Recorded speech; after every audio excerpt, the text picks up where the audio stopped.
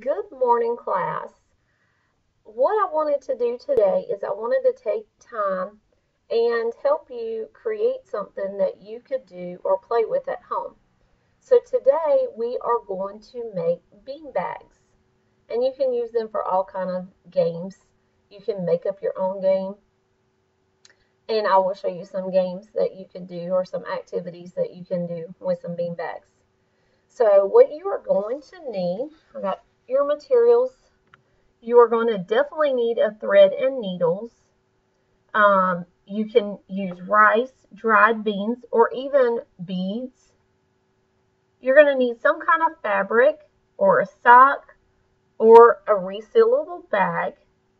You're going to need some scissors and optional sewing machine or safety pins.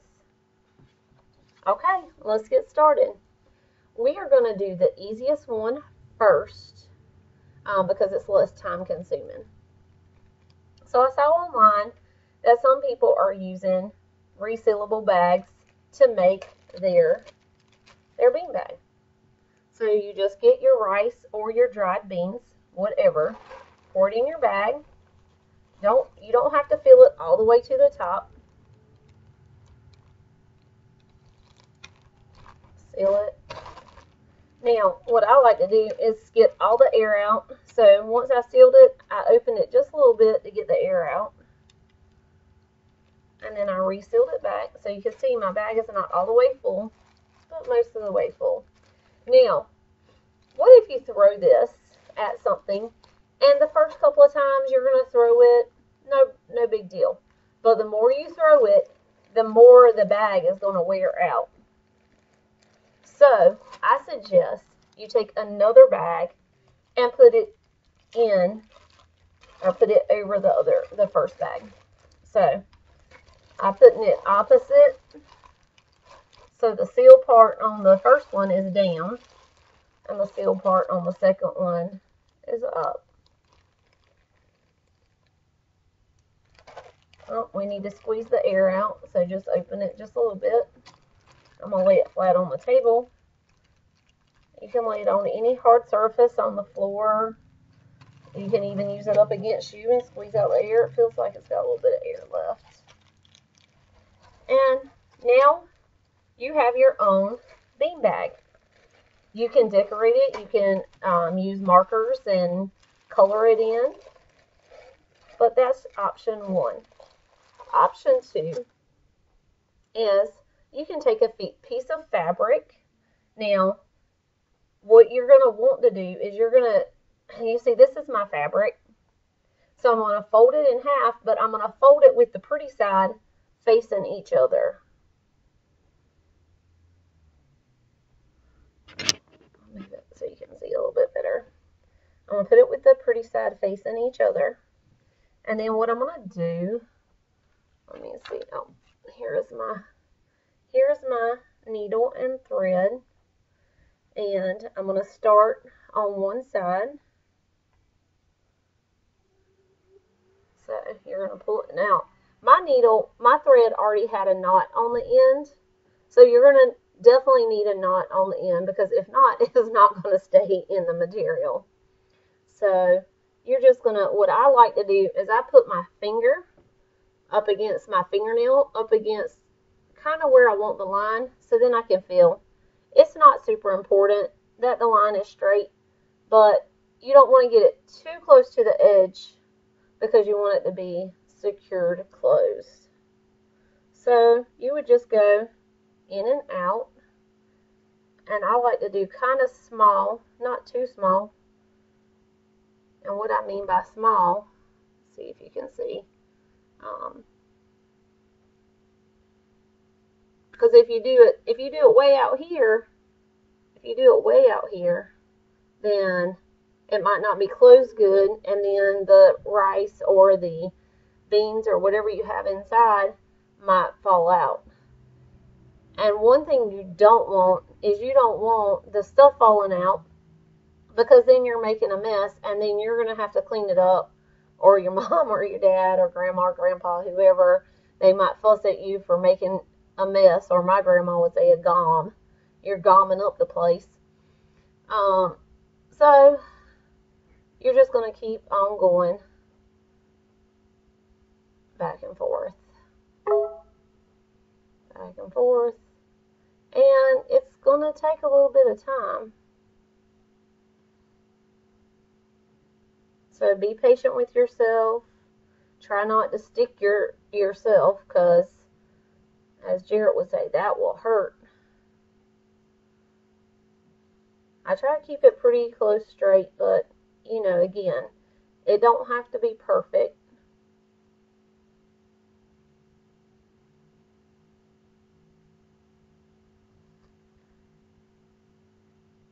You don't have to have a piece of fabric. Like what I've been doing is I've been making some masks um, for my family. A lot of them work in the healthcare field, and some friends who um, maybe have a condition that they don't need to be out trying to catch germs. Um, I made one. I made one for Miss Fiedler, for all of y'all that remember Miss Fiedler. I made one for Mr. Lewis. I have one myself. So I made some masks, and I also made some and donated. So if you don't have fabric just laying around the house like I do, then you can use an old t-shirt or shorts or something, that an old towel, something that can be cut up. Don't cut up any of your clothes without getting permission to do so, because then you're going to get in trouble. And I'm definitely not going to have enough string to finish this project. I will have to restring it at some point. So you see, I'm only almost to the end of one side. That's why you want to, especially if you have one sheet that you can fold in half, then you don't have to sew one side of it, and then it's less time consuming.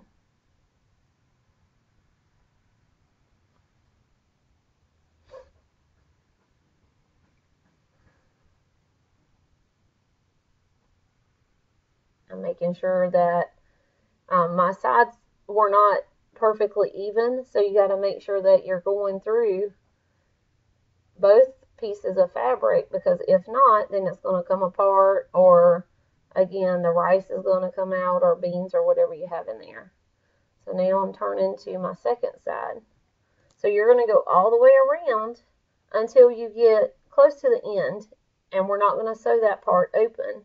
I mean, we're not going to sew it closed, not yet anyway. So we'll keep going until I run out of thread. Now this is the long way, but you'll feel a sense of accomplishment when you get something finished.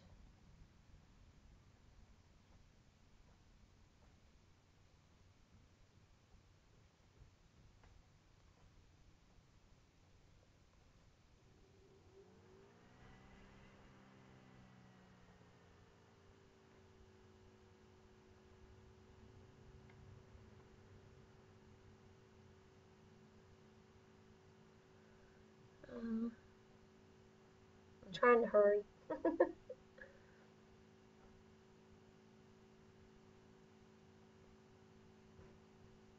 But you don't want to go too fast, because you don't want to poke yourself with the needle, because it does hurt, because I have poked myself plenty of times.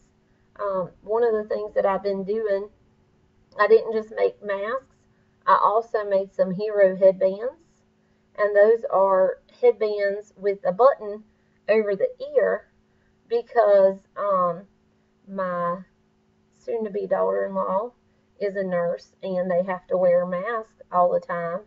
And I saw online that the nurses were complaining because it's rubbing their ear raw. So I got a pattern, and I made some hero headbands for her and my mother-in-law and my sister and my niece and my daughter and a couple of friends who are nurses.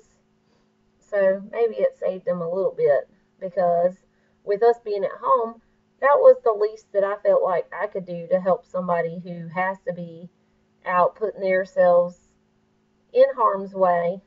Because let's face it, if they get sick, then it's not going to be good. So I've been doing some little projects at home to try to help other people, because to me, I like helping people. Hopefully you know that about me. But we're almost finished with this side. And like I said, I'm going to run out of thread and I'm going to have to rethread the needle, which maybe that's a good thing, because maybe you don't know how to thread a needle. Maybe I should have started with that. But I didn't think about that. I didn't think about all the things that you needed to know in order to start a project like this. I just took it for granted that maybe you would know how to do it. And you can't never take anything for granted, because sometimes people haven't had the same kind of experiences that you had. So you might have done different things that I've never tried, and then because you know how to do it, just like I saw posted today, Miss Williams asked you to share some of your talents. And I think Parker was skimboarding, and even though my kids have all done that, I have never really tried. Well, maybe once, but I never really tried it. So if he was using some kind of terms, I didn't know what he was talking about, and he'd have to explain it to me. And then I saw Abby was horseback riding, and maybe there's some terms in horseback riding that she would have to tell me. Now, so I'm at the end. I can't really do very much more. So what I'm going to do, what I like to do, is I just like to run it through the fabric a little bit. I'm not even going all the way through. And I don't even think I have enough to tie a knot. Oh, maybe barely. I'm going to go ahead and cut this in with my scissors, and maybe I have enough to tie a knot. Sorry, I don't have a camera crew so I can get a close-up angle of it. But we're going to do our best. Okay, now, let me get my thread. I'm glad I had it handy. Wow, I've used almost a whole spool of thread. I bought this new when I was making the headbands and the masks. So this is 500 yards of thread. And if you can see, I'm almost out. But that's not a bad thing. That means I've done a lot of projects, and most of them have been to help other people. So that's a good thing. Oh, I apologize. And I'm still not showing you how to thread a needle. So you're going to take the end of your thread, and the needle, it has a little hole in it, and it's called the eye. So what you're going to do, I'm going to take my glasses off just a second. You're going to take the needle and you push the thread through the eye of the needle. And you see, I made it on the first try. And then you pull out as much thread as you want. I think this should be enough. It should be more than enough for this project.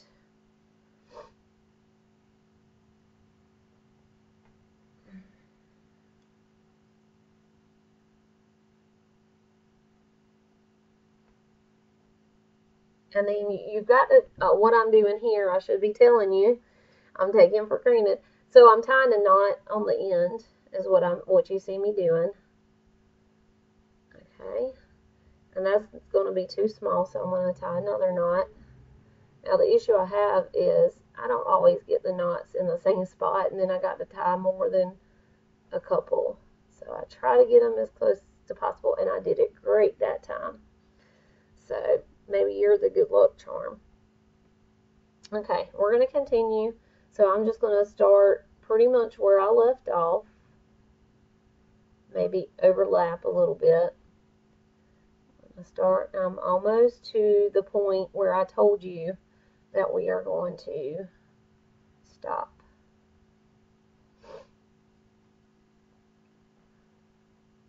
And maybe I should have used a different color so that you could see, but this is what I had available at the time. I do have some other colored thread, but again, this is the one I've been using for my projects and stuff. And I hate going to Walmart. I just do. And so Hobby Lobby is closed. The other store in town where you can get thread, it's closed. And I don't know where else you can go to get thread other than, I know at Dollar General they have some little teeny tiny spools. Actually, you know what? I think Dollar General does have some white and black thread now that we're talking about it. So this side again, it's not the same size. So if I'm sewing way up here, then my thing, it's not going to be together. It'll be open. And then I will have wasted that time. So that's why I keep looking at both sides to make sure I'm getting it right. It's going to be a few more stitches. That's what this will call stitches. And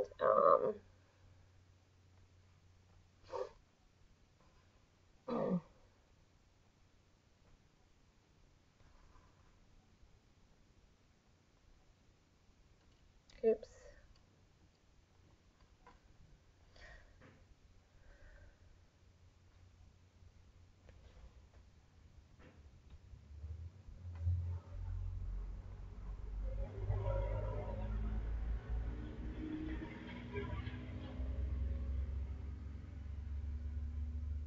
Getting close. Now what you can do is you can do this at the same time I'm doing this. You can get you a piece of fabric. Again, it can be an old shirt. I have some old shirts here that had a hole in it, and I didn't throw it away. I used it as a rag. I've got a pile of things, so if I need a rag, then I can use those, and then I can either wash them or throw them away. So you can use any kind of old fabric. And I'm even going to show you a project using a sock. So today we're going to make several different kinds of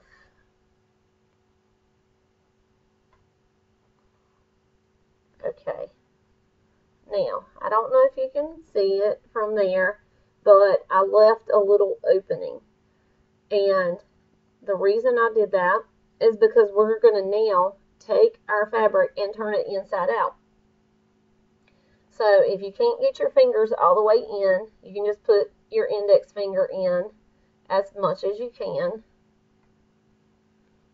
And try to push it towards the opposite corner so that you can grab it with your finger. Oh, let's see. Yeah, it's pretty good. I don't really need to trim. I could trim that, but we're not going to do that.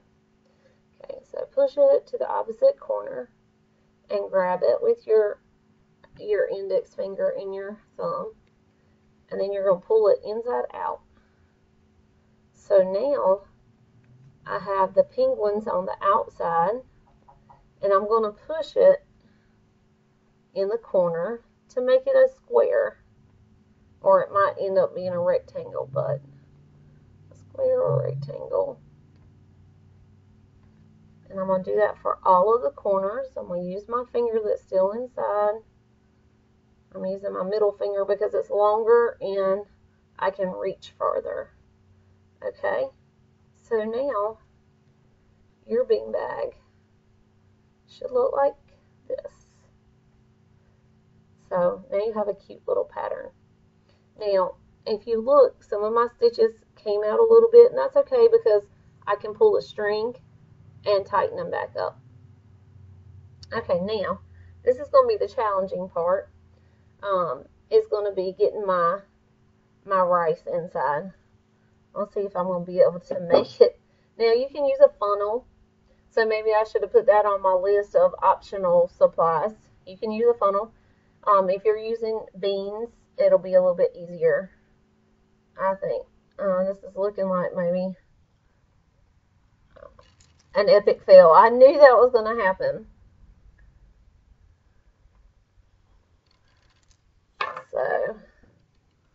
So, I might have to go and get my funnel so that we can pour it in there. Now, what if you don't have a funnel? We could make a funnel. Okay. See if I can find a piece of paper. Let's see if I can use this one. Or make a funnel. So I'm going to just take it at the corner and roll it up. I'm just going to roll it up at a diagonal. Okay. So I rolled it up at a diagonal. And I'm going to stick it inside here. Stick it inside there. And now I'll let it go, and you see it came open some. So now let's try. Oops. I filled it too full. Okay. And I can feel the rice going down into my beanbag. And we're going to fill this beanbag a little bit fuller than the other one. But I still don't want it super full. Okay. That's enough. Put it over here so the rest of it can go back in the jar. And mostly this stuff that's in the jar is just from where I had another project where I was making something. Because these actually, you can use it as a beanbag, but you can also use it as an ice pack. So now that you have your rice in there, and once we close it up, maybe you need to go somewhere and you need something to be cold, you can put this in the freezer and get it good and cold, and then you can pack it in your lunchbox, or if you're going to the beach or something, you can have it in whatever kind of cooler or whatever you're going to do. Now I'm going to try to make mine a little bit neat, but you don't have to do this. So I'm folding the sides in a little bit so that they're even with the sides that we already had. Now this is a little bit challenging to hold it and sew it. So if you have, and I used to have one up here because this is where I sit when I sew. If you have a clothespin, you can just clip the clothespin on there. And I don't know if it's because, oh, I told you I have one. So you can clip the clothespin on, and that'll help keep it closed while you're sewing. So now, and I'm just going to hold it up because I don't want any of the stuff to fall out. And then I'm going to pull it. Clothespin is making it a little bit tricky because it's making it fall over, but that's okay. I'd rather it fall over like that than to spill out. Now I'm making these stitches a little bit tighter because this is where if you're going to have a leak, this is where it's going to come from. And again, you don't want to make a mess, and you worked hard on creating this beanbag, and you don't want to mess it up because you worked hard on this.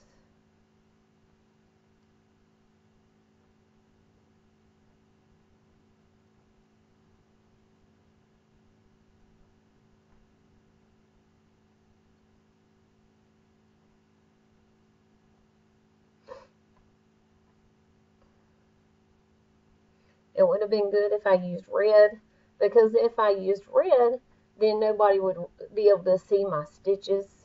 But for what I'm doing now, it's good because then you can actually see what I'm doing. And you want to make sure it's good and tight. That's why I said I'm doing smaller stitches here. So it's taking me a little bit longer. Okay, we're almost done. Oh, come on. My thread's caught on the corner. That happens sometimes, especially if you're especially if you're using a huge piece of thread. I get it caught all the time,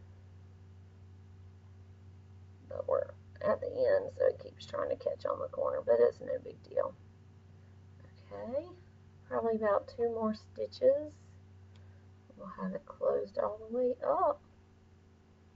And then later we'll have to do another video where we test out the bean bags and see which one is the best. Okay, and again, I like to take my thread and just run it through the fabric,